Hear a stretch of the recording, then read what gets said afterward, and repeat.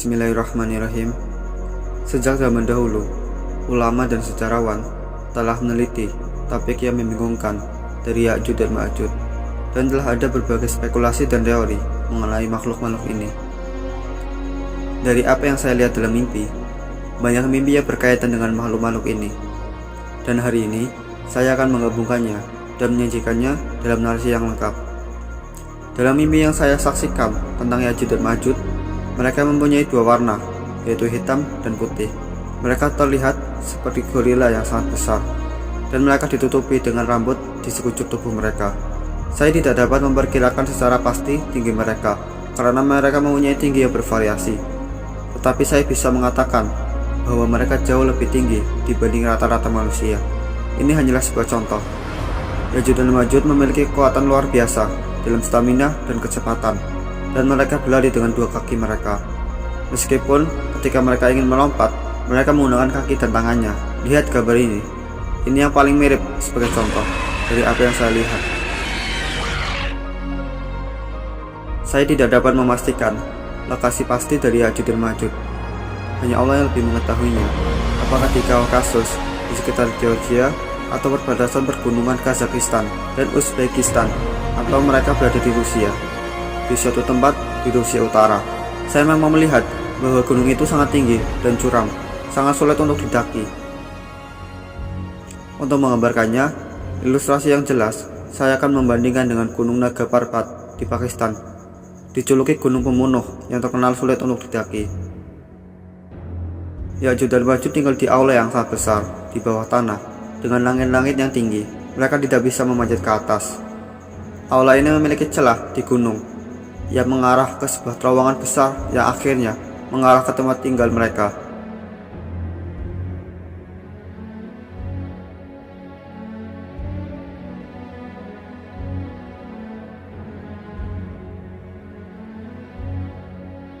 Allah lebih mengetahui tentang besar tempat tinggal mereka. Ini hanyalah contoh dan tidak bisa diambil faktual.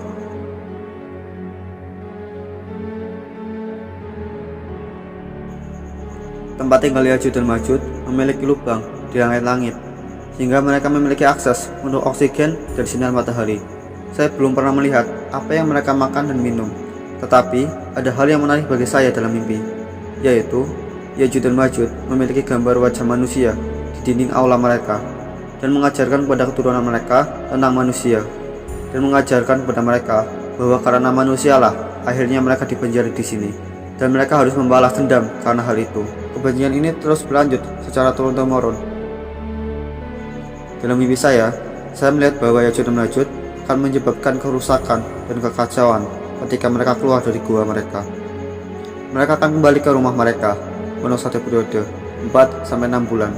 Pada masa itulah Raja Zulkarnain telah mengurung Ya'juj dan Ma'juj dengan dinding besi. Dalam mimpi saya telah melihat pembangunan tembok ini dengan menutup mulut gua. Mula-mula mereka memblokir lorong terowongan bagian dalam yang mengarah ke aula Ya'juj dan Ma'juj. Setelah itu, dia mulai membuat tembok di mulut gua. Proses ini memakan waktu 6 tahun. Selama waktu itu, tidak ada alat bantu apapun untuk melakukan pekerjaan ini. Mereka memasukkan lelehan besi dan tembaga dari atas gunung untuk diisi pada celah yang tersisa, dan ini tugas yang sangat sulit untuk dilakukan. Gunung itu sangat tajam dan curam. Saya belum pernah melihat wajah Zulkarnain karena saya mengawasinya dari kejauhan, tetapi saya dapat mengatakan bahwa dia menggunakan pakaian berwarna abu-abu saat mengerjakan pembangunan dinding. Lihat gambar ini. Inilah yang saya lihat seperti dinding yang dibangun oleh Zulkarnain, mirip dengan warna ini, dengan karat di sekitarnya, dan itu terdiri dari besi dan tembaga. Setiap hari, Ya'juj dan Ma'juj besar ke dinding besi yang dibangun oleh Zulkarnain dalam upaya membebaskan diri dari kurungan. Mereka masing-masing bergiliran menabrak dinding, tapi tidak berhasil. Saya telah melihat bahwa mereka sudah merusak penghalang ke terowongan mereka. Saya juga melihat bagian luar pintu masuk. Dindingnya sekarang ditutupi oleh ekosistem alam, seperti rumput, lumpur, dan pohon mulai tumbuh di penghalang ini, sehingga Anda tidak tahu bahwa ada tembok di sana. Beberapa minggu sebelum Ya'juj dan Ma'juj keluar, perang terbesar umat manusia terjadi, sehingga hampir semua amunisi habis dalam peperangan itu. Ketika Ya'juj dan Ma'juj keluar, umat manusia tidak memiliki senjata berat untuk melawan mereka. Dalam mimpi, saya pergi bertarung dengan orang berkepala keras. Sebelum pergi, saya mengantar keluarga saya dan beberapa orang lain dengan menggunakan kendaraan mirip kereta api canggih. Saya katakan pada mereka untuk menunggu saya di sini. Ketika saya kembali, maka kita akan meninggalkan tempat ini dan pergi bergabung dengan Nabi Isa alaihissalam. Setelah berkelahi dan menaklukkan orang itu dengan bantuan Allah, saya mendengar suara Nabi Muhammad SAW mengatakan bahwa Qasim, Ya'juj dan Ma'juj telah keluar, cepat pergi ke rumahmu. Mereka menyerang tanpa henti. Saya melihat mereka berlari dengan dua kaki mereka, dan saya juga melihat mereka menggunakan keempat kaki mereka, terutama ketika mereka akan lompat ke langit. Saya sampai ke rumah saya sangat cepat. Ketika saya sampai, saya melihat bahwa situasinya baik-baik saja. Saya katakan pada orang-orang bahwa kalian semua duduk dengan hati-hati. Ya'juj dan Ma'juj telah keluar dan mereka dapat menyerang kendaraan kita.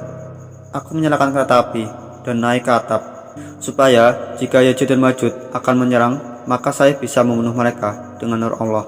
Nur Allah kemudian muncul dari jari telunjuk saya, dan di jalan ada 4 atau 5 warna putih Ya'juj dan Ma'juj menyerang kereta kami.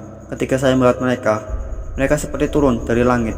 Mereka menyerang dengan teriakan tajam yang menakutkan dan dengan kecepatan tinggi.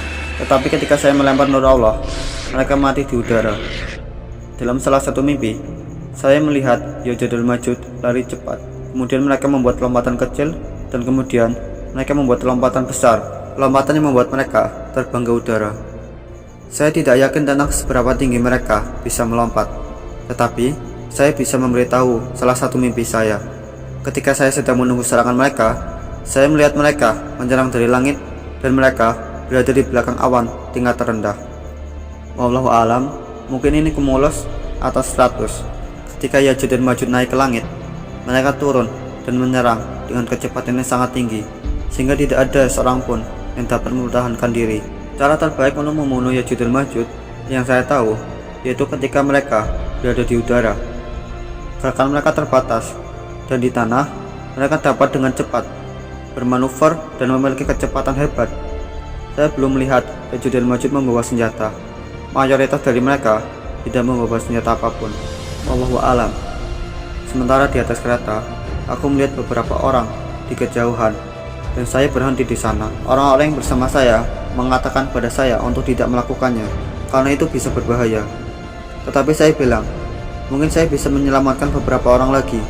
Dan tepat ketika saya menghentikan kereta, Ya'juj dan Ma'juj berwarna hitam menyerang. Dan karena sudah malam saat itu, sangat sulit bagi saya untuk menemukan mereka. Tidak ada yang cedera, dan orang-orang bersama saya juga selamat dengan rahmat Allah. Jadi tidak ada kerusakan pada kereta kami, tetapi ada orang-orang yang terbunuh. Dan orang-orang berkata, Qasim, kamu akan membuat kami terbunuh dengan mencoba menyelamatkan beberapa orang. Saya berkata, benar, kita seharusnya tidak mengambil resiko. Setelah kejadian ini, kami tidak berhenti dimanapun, dan akhirnya dengan rahmat Allah, kami bertemu Nabi Isa alaihissalam pada waktu fajar. Ia datang ke bumi beberapa saat sebelum kami datang, dan kemudian kami mulai hidup bersama Nabi Isa alaihissalam. Saya belum pernah melihat bagaimana Ya'juj dan Ma'juj hidup di gua mereka pada waktu yang lama, atau berapa banyak mereka dan siapa yang membunuh mereka. Tetapi saya melihat bahwa mereka menghancurkan seluruh dunia saat mereka keluar, dan hanya beberapa orang yang selamat.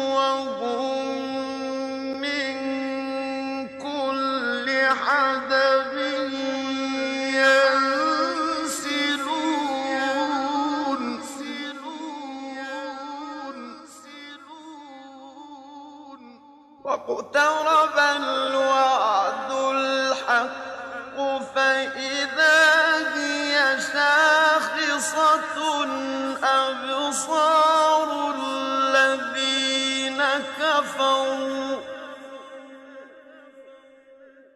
يا ويلنا قد كنا في غفلة من هذا